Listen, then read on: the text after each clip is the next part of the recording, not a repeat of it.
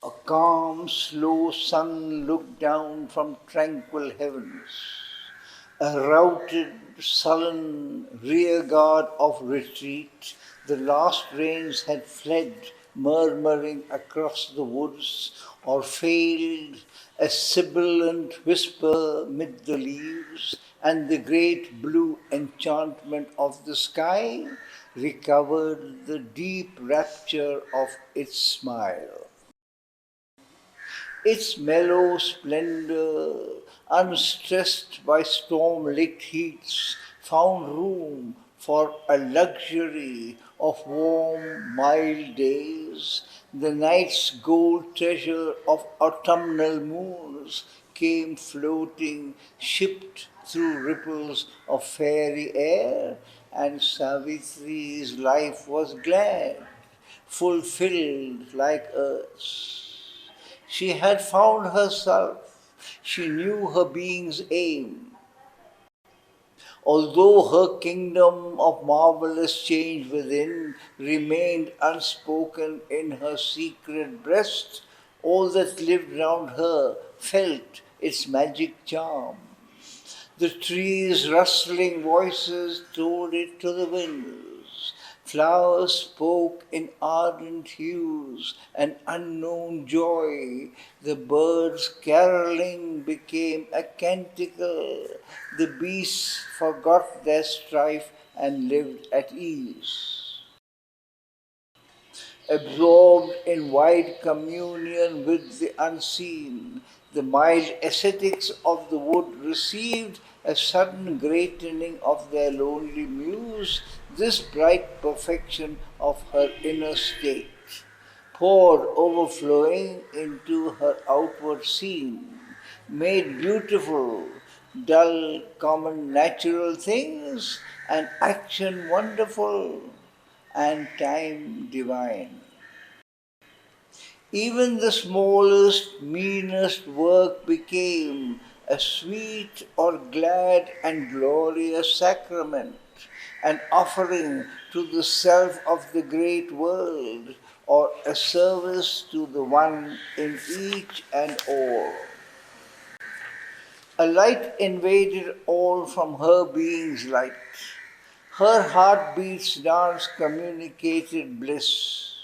Happiness grew happier, shared with her by her touch, and grief some solace found when she drew near. Above the cherished head of Satyavan, she saw not now fate's dark and lethal orb, a golden circle round a mystic sun disclosed to her newborn predicting sight the cyclic rondure of a sovereign life. In her visions and deep etched veridical dreams, in brief shiftings of the future's heavy screen, he lay not by a dolorous decree, a victim in the dismal entree of death, or borne to blissful regions far from her, forgetting the sweetness of earth's warm delight, forgetting the passionate oneness of love's clasp, absorbed in the self-wrapped immortal's bliss. Always he was with her, a living soul that met her eyes with close, enamored eyes, a living body near to her body's joy.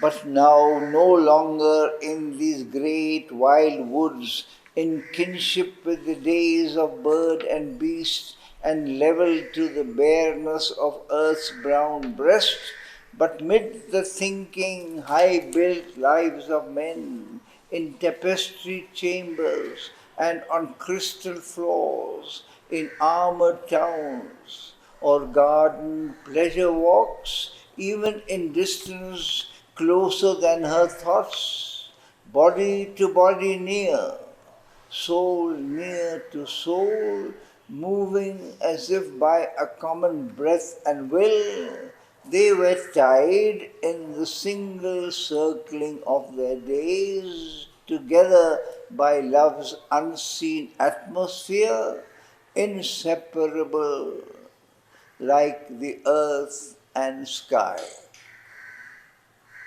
Thus for a while she trod the golden path. This was the sun before abysmal night.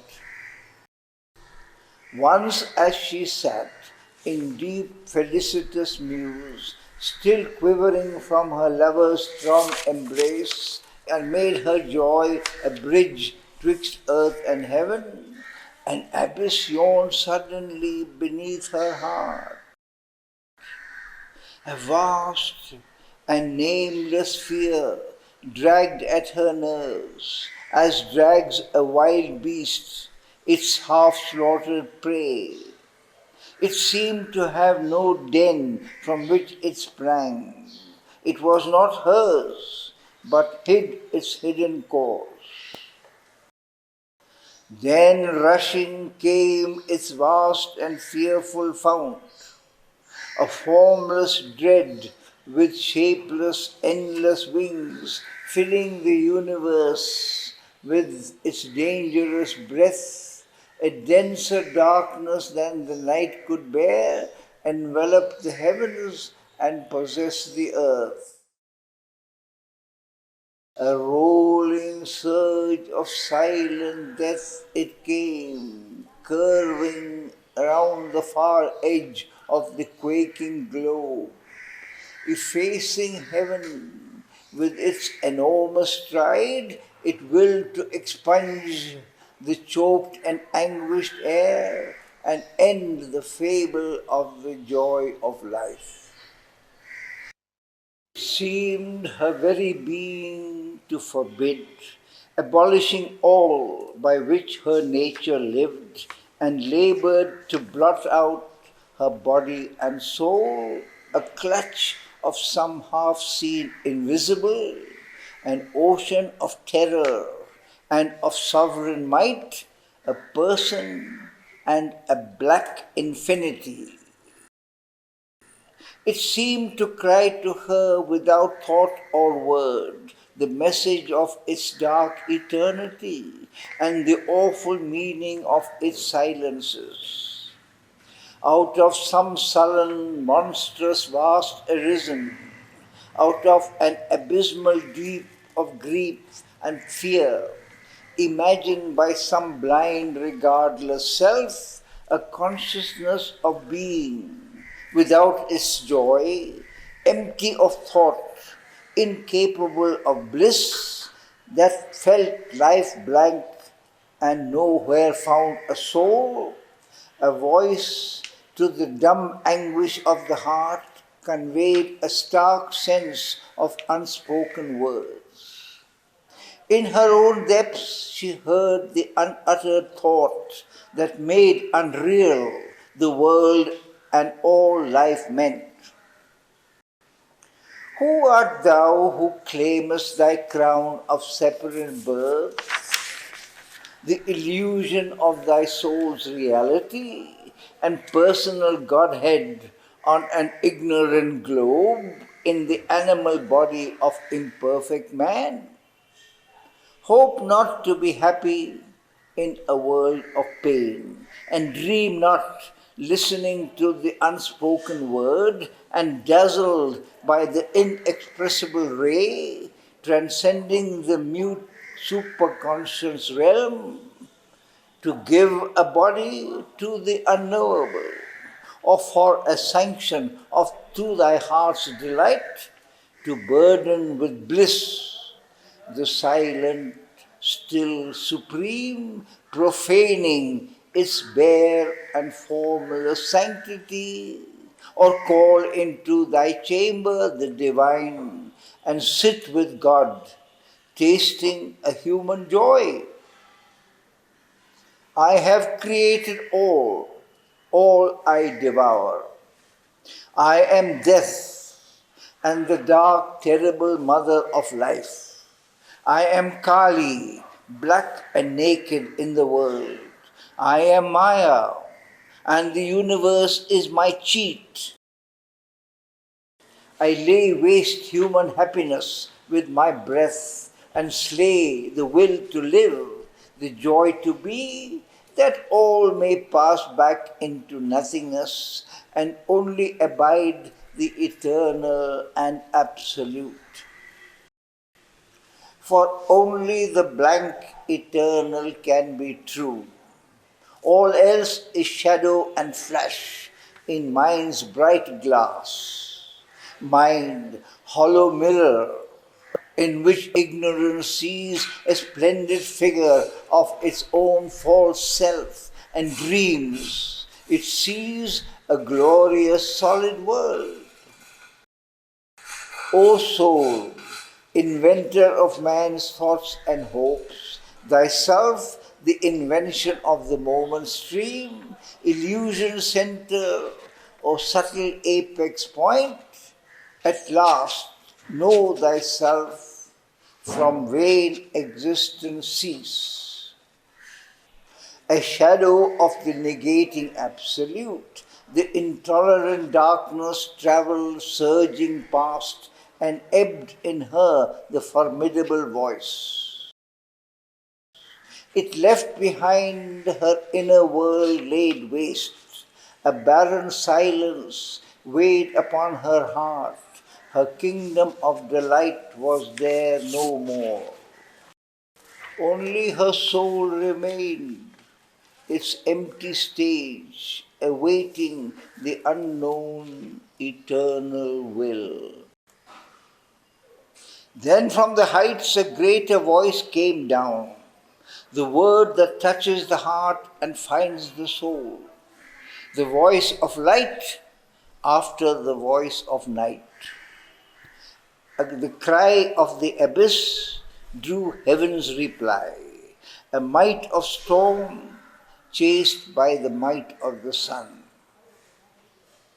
O soul, bear not thy kingdom to the foe, consent to hide thy royalty of bliss, lest time and fate find out its avenues and beat with thunderous knock upon thy gates.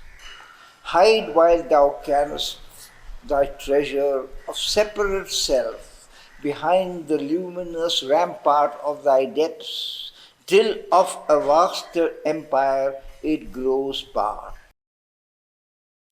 But not for self alone, the self is one. Content abide not with one conquered realm. Adventure all to make the whole world thine, to break into greater kingdoms, turn thy force. Fear to be nothing, that thou mayest be all. Ascend to the emptiness of the Supreme, that all in thee may reach its absolute. Accept to be small and human on the earth, interrupting thy newborn divinity, that man may find his utter self in God. If for thy own sake only thou hast come, an immortal spirit into the mortal's world, to found thy luminous kingdom in God's dark, in the inconscious realm, one shining star, one door in the ignorance opened upon light, why hadst thou any need to come at all? Thou hast come down into a struggling world to aid a blind and suffering mortal race, to open to light the eyes that could not see, to bring down bliss into the heart of grief, to make thy life a bridge twixt earth and heaven. If thou wouldst save the toiling universe, the vast universal suffering, feel as thine. Thou must bear the sorrow that thou claimest to heal. The day bringer must walk in darkest night. He who would save the world must share its pain. If he knows not grief, how shall he find grief's cure? If far he walks above mortality's head, how shall the mortal reach that too high path? If one of theirs they see scale heaven's peak, men then can hope to learn that Titan climb. God must be born on earth and be as man, that man, being human, may grow even as God. He who would save the world must be one with the world.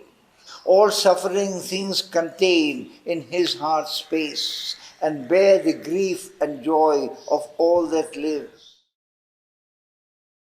His soul must be wider than the universe and feel eternity as its very stuff, rejecting the moment's personality, know itself older than the birth of time, creation and incidence in its consciousness, Arcturus and Belphegor, grains of fire circling in a corner of its boundless self, the world's destruction, a small transient storm in the calm infinity it has become.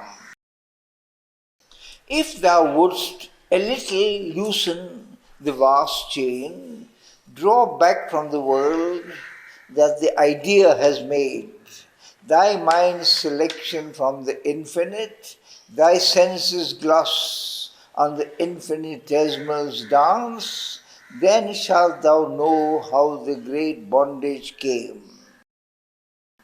Banish all thought from thee and be God's void. Then shalt thou uncover the unknowable, and the superconscious conscious grow on thy tops. Infinity's vision through thy gaze shall pierce. Thou shalt look into the eyes of the unknown, find the hid truth in things seen null and false. Behind things known, discover mysteries real. Thou shalt be one with God's bare reality and the miraculous world He has become, and the diviner miracle still to be. When nature, who is now unconscious God, translucent grows to the eternal's light, her seeing His sight, her walk His steps of power, and life is filled with a spiritual joy, and matter is the Spirit's willing bride. Consent to be nothing and none, dissolve time's work, cast off thy mind, step back from form and name, annul thyself, that only God may be. Thus spoke the mighty and uplifting voice, and Savitri heard. She bowed her head and mused, plunging her deep regard into herself in her soul's privacy in the silent night. Aloof and standing back, detached and calm, a witness of the drama of herself, a student of her own interior scene, she watched the passion and the toil of life and heard in the crowded thoroughfares of mind the unceasing tread and passage of her thoughts. All she allowed to rise that chose to stir, calling, compelling naught, forbidding naught. She left all to the process formed in time and the free initiative of nature's will. Thus, following the complex human play, she heard the prompter's voice behind the scenes, perceived the original libretto set and the organ theme of the composer force. All she beheld that surges from man's depths, the animal instincts prowling mid life's trees, the impulses that whisper to the heart, and passion's thunder chase sweeping the nerves. She saw the powers that stare from the abyss and the wordless light that liberates the soul. But most her gaze pursued the birth of thought.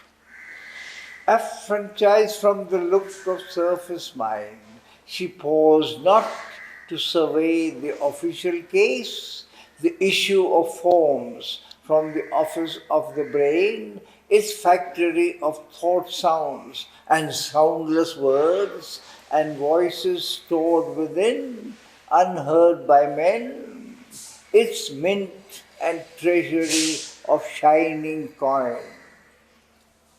These were but counters in mind's symbol game, a gramophone's disc, a reproduction's film, a list of signs, a cipher and a code.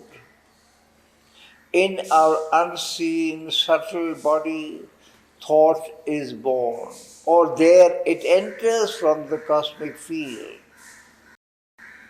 Oft from her soul stepped out a naked thought, luminous with mysteried lips and wonderful eyes, or from her heart emerged some burning face and looked for life and love and passionate truth, aspired to heaven or embraced the world or led the fancy like a fleeting moon across the dull sky of man's common days, amidst the doubtful certitudes of earth's lore, to the celestial beauty of faith gave form, as if at flower prints in a dingy room, laughed in a golden vase, one living rose.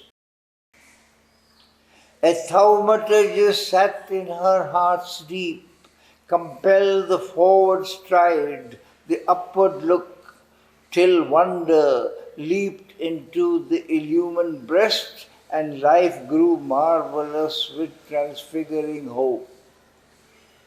A seeing will pondered between the brows. Thoughts, glistening angels, stood behind the brain in flashing armor, folding hands of prayer, and poured heaven's rays into the earthly form.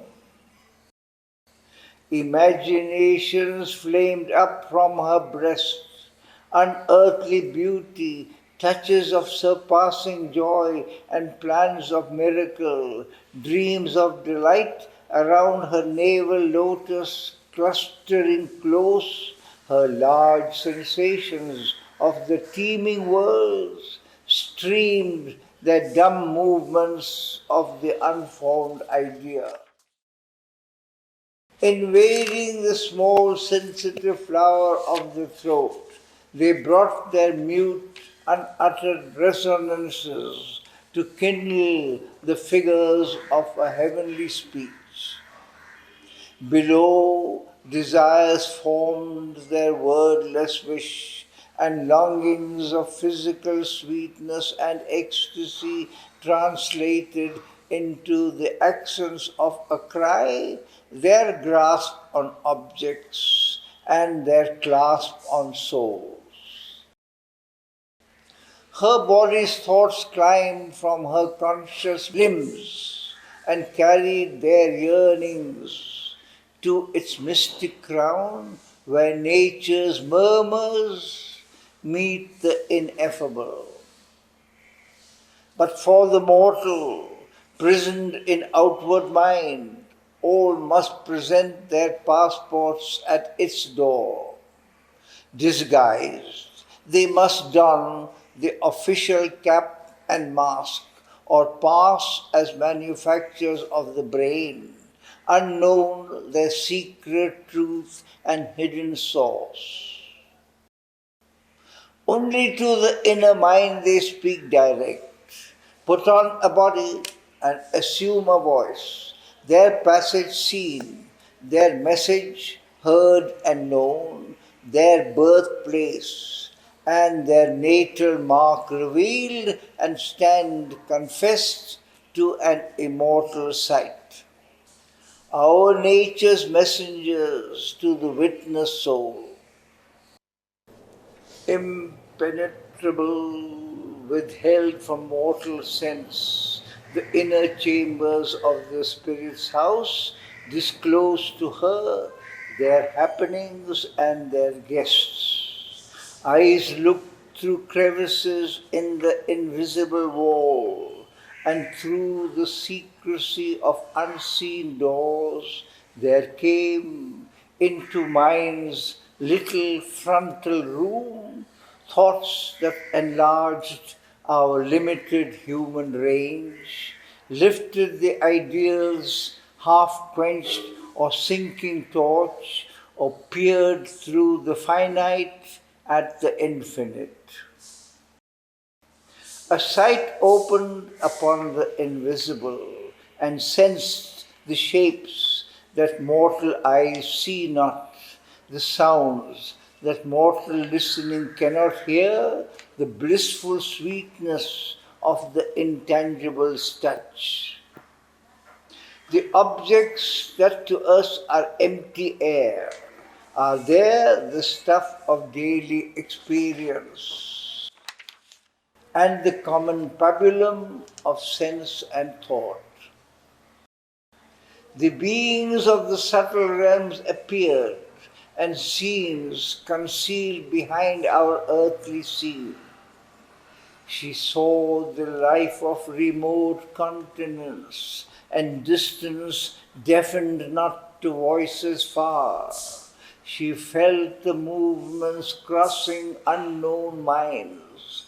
The past events occurred before her eyes. The great world's thoughts were part of her own thought, the feelings dumb forever and unshared, the ideas that never found an utterance. The dim subconscious incoherent hints laid bare a meaning, twisted, deep and strange, the bizarre secret of their fumbling speech, their links with underlying reality.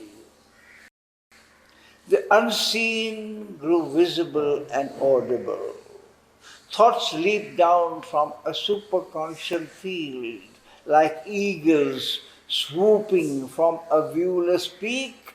Thoughts gleamed up from the screen's subliminal depths like golden fishes from a hidden sea. This world is a vast, unbroken totality. A deep solidarity joins its contrary powers. God's summits look back on the mute abyss. So man, evolving to divinest heights, colloques still with the animal and the jinn. The human Godhead with stargazer eyes lives still in one house with the primal beast. The high meets the low, all is a single plan. So she beheld the many births of thought, if births can be of what eternal is. For the eternal's powers are like himself, timeless in the timeless, in time ever born. This too she saw, that all in outer mind is made, not born, a product perishable, forged in the body's factory by earth force. This mind is a dynamic small machine, producing ceaselessly till it wears out with raw material drawn from the outside world, the pattern sketched out by an artist god. Often our thoughts are finished cosmic wares, admitted by a silent office gate and passed through the subconscious galleries, then issued in time's mart as private make. For now they bear the living person stamp. A trick, a special hue claims them as his own.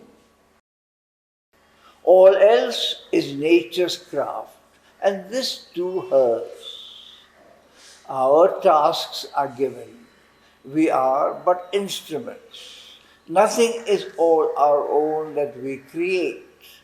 The power that acts in us is not our force. The genius too receives from some high fount, concealed in a supernal secrecy, the work that gives him an immortal name. The word, the form, the charm, the glory and grace are mission sparks from a stupendous fire. A sample from the laboratory of God, of which he holds the patent upon earth, comes to him wrapped in golden coverings. He listens for inspiration's postman knock and takes delivery of the priceless gift, a little spoilt by the receiver mind or mixed with the manufacture of his brain. When least defaced, then is it most divine. Although his ego claims the world for its use, man is a dynamo for the cosmic work. Nature does most in him, God the high rest. Only his soul's acceptance is his own. This independent, once a power supreme, self-born before the universe was made, accepting cosmos, binds himself nature's serf till he becomes her freedman or God's slave. This is the appearance in our mortal front. Our greater truth of being lies behind. Our consciousness is cosmic and immense. But only when we break through matter's wall, in that spiritual vastness can we stand, where we can live the master of our world. And mind is only a means and body a tool. For above the birth of body and of thought, our spirit's truth lives in the naked self, and from that height, unbound, surveys the world. Out of the mind she rose to escape its law, that it might sleep in some deep shadow of self, or fall silent in the silence of the unseen. High she attained and stood from nature free, and saw creation's life from far above. Thence upon all she laid her sovereign will to dedicate it to God's timeless calm. Then all grew tranquil in her being's space. Only sometimes small thoughts arose and fell like quiet waves upon a silent sea, or ripples passing over a lonely pool when a stray stone disturbs its dreaming rest. Yet the mind's factory had ceased to work. There was no sound of the dynamo's throb. There came no call from the still fields of life. Then even those stirrings rose in her no more.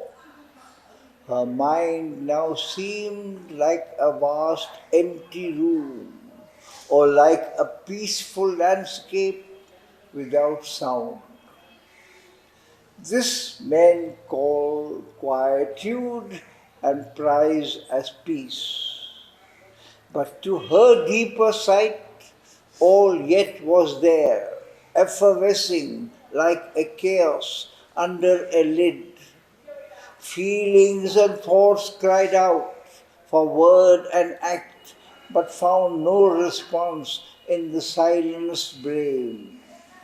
All was suppressed, but nothing yet expunged. At every moment might explosion come. Then this too paused.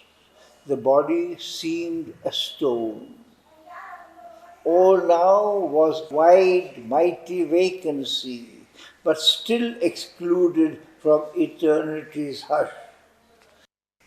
For still was far the repose of the Absolute and the ocean silence of infinity. Even now some thoughts could cross her solitude. These surge not from the depths nor from within, cast up from formlessness to seek a form, spoke not the body's needs, nor voiced life's call. These seemed not born nor made in human time. Children of cosmic nature from a far world, ideas, shapes in complete armor of words, posted like travelers in an alien space. Out of some far expanse they seem to come, as if carried on vast wings like large white sails, and with easy access reached the inner ear as though they used a natural privilege right to the high royal entries of the soul. As yet their path lay deep concealed in light. Then, looking to know whence the intruders came, she saw a spiritual immensity pervading and encompassing the world space as ether, our transparent, tangible air, and through it sailing tranquilly a thought. As smoothly glides a ship nearing its port, ignorant of embargo and blockade, confident of entrance and the visa seal, it came to the silent city of the brain, towards its accustomed and expectant key, and but met a barring will, a blow of force, and sank, vanishing in the immensity. After a long vacant pause, another appeared, and others, one by one, suddenly emerged, minds unexpected visitors from the unseen, like far-off sails upon a lonely sea. But soon that commerce failed, none reached mind's coast. Then all grew still, nothing moved any more. Immobile, self-wrapped, timeless, solitary, a silent spirit pervaded silent space. In that absolute stillness, bare and formidable, there was glimpsed an all-negating void supreme that claimed its mystic nihil sovereign right to cancel nature and deny the soul. Even the nude sense of self grew pale and thin, impersonal, signless, featureless, void of forms, a blank pure consciousness had replaced the mind. Her spirit seemed the substance of a name, the world a pictured symbol drawn on self, a dream of images, a dream of sounds, built up the semblance of a universe, or lent to spirit the appearance of a world. This was self-seeing. In that intolerant hush, no notion and no concept could take shape. There was no sense to frame the figure of things. A sheer self-sight was there. No thought arose. Emotion slept deep down in the still heart, or lay buried in a cemetery of peace. All feelings seemed quiescent, calm, or dead, as if the heartstrings rent could work no more, and joy and grief could never rise again. The heart beat on with an unconscious rhythm, but no response came from it, and no cry. Vain was the provocation of events. Nothing within answered an outside touch. No nerve was stirred, and no reaction rose. Yet still her body saw and moved and spoke. It understood without the aid of thought. It said whatever needed to be said. It did whatever needed to be done. There was no person there behind the act, no mind that chose or passed the fitting word. All wrought like an unerring, apt machine. As if continuing old habitual turns and pushed by an old unexhausted force, the engine did the work for which it was made. Her consciousness looked on and took no part. All it upheld, in nothing had a share. There was no strong initiator will, an incoherence crossing a firm void slipped into an order of related chance. A pure perception was the only power that stood behind her action and her sight. If that retired, all objects would be extinct. Her private universe would cease to be the house she had built with bricks of thought and sense in the beginning after the birth of space. This seeing was identical with the seen. It knew without knowledge all that could be known. It saw impartially the world go by, but in the same supine, unmoving glass, saw too its abysmal unreality. It watched the figure of the cosmic game, but the thought and inner life in forms seemed dead, abolished by her own collapse of thought. A hollow physical shell persisted still. All seemed a brilliant shadow of itself, a cosmic film of scenes and images. The enduring mass and outline of the hills was a design sketched on a silent mind and held to a tremulous false solidity by constant beats of visionary sight. The forest with its emerald multitudes, clothed with its show of hues, vague empty space, a painting's colors hiding a surface void that flickered upon this illusion's edge. The blue heavens, an illusion of the eyes, roofed in the mind's illusion of a world.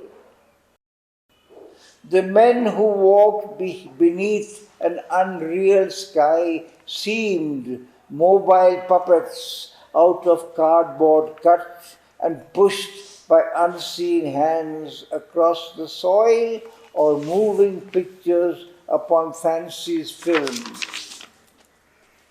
There was no soul within, no power of life. The brain's vibrations that appear like thought, the nerve's brief answer to each contact's knock, the heart's quiverings felt as joy and grief and love were twitchings of the body, their seeming self, that body forged from atoms and from gas, a manufactured lie of Maya's make, its life a dream seen by the sleeping void. The animals, lone or trooping through the glades, fled like a passing vision of beauty and grace, imagined by some all-creating eye. Yet something was there behind the fading scene. Wherever she turned, at whatsoever she looked, it was perceived, yet hid from mind and sight. The one only real shut itself from space and stood aloof from the idea of time. Its truth escaped from shape and line and hue. All else grew unsubstantial, self-annulled. This only everlasting seemed and true, yet nowhere dwelt. It was outside the hours. This only could justify the labor of sight, but sight could not define for it a form. This only could appease the unsatisfied ear, but hearing listened in vain for a missing sound. This answered not the sense, called not to mind. It met her as the uncaught, inaudible voice that speaks forever from the unknowable. It met her like an omnipresent point, pure of dimensions, unfixed, invisible, the single oneness of its multiplied beat, accentuating its sole eternity. It faced her as some vast north's immensity, an endless no to all that seems to be, an endless yes to things ever unconceived, and all that is unimagined and unthought, an eternal zero or untotaled aught, a spaceless and a placeless infinite. Yet eternity and infinity seemed but words, vainly affixed by mind's incompetence to its stupendous, lone reality. This world is but a spark burst from its light, all moments flashes from its timelessness, all objects glimmerings of the bodiless that disappear from mind when that is seen. It held, as if a shield before its face, a consciousness that saw without a seer, the truth where knowledge is not nor knower nor known. The love enamored of its own delight, in which the lover is not, nor the beloved, bringing their personal passion into the vast. The force, omnipotent in quietude, the bliss that none can ever hope to taste. It cancelled the convincing cheat of self. A truth in nothingness was its mighty clue. If all existence could renounce to be, and being take refuge in non-being's arms, and non-being could strike out its ciphered round, some luster of that reality might appear. A formless liberation came on her, once sepulchred alive in brain and flesh. She had risen up from body, mind, and life. She was no more a person in a world. She had escaped into infinity. What once had been herself had disappeared. There was no frame of things, no figure of soul. A refugee from the domain of sense, evading the necessity of thought, delivered from knowledge and from ignorance, and rescued by the true and the untrue, she shared the superconscious high retreat beyond the self-born word, the nude idea, the first bare solid ground of consciousness. Beings were not there. Existence had no place. There was no temptation of the joy to be. Unutterably effaced, no one and null, a vanishing vestige like a violet trace, a faint record merely of a self now past. She was a point in the unknowable. Only some last annulment now remained, annihilation's vague, indefinable step. A memory of being still was there and kept her separate from nothingness. She was in that, but still became not that. This shadow of herself, so close to naught, could be again self's point d'appui to live, return out of the inconceivable and be what some mysterious vast might choose. Even as the unknowable decreed, she might be naught, or new become the all, or if the omnipotent nihil took a shape, emerge as someone and redeem the world. Even she might learn what the mystic cipher held, this seeming exit or closed end of all could be a blind, tenebrous passage screened from sight, her state the eclipsing shell of a darkened sun on its secret way to the ineffable. Even now, her splendid being might flame back out of the silence and the nullity, a gleaming portion of the all-wonderful, a power of some self-affirming absolute, a shining mirror of the eternal truth, to show to the one in all its manifest face, to the souls of men their deep identity.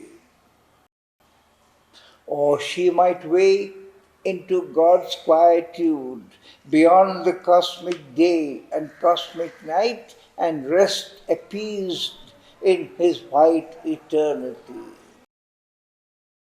But this was now unreal or remote or covered in the mystic formless blank. In infinite nothingness was the ultimate sign, or else the real was the unknowable. And a lonely absolute negated all. It effaced the ignorant world from its solitude and drowned the soul in its everlasting peace.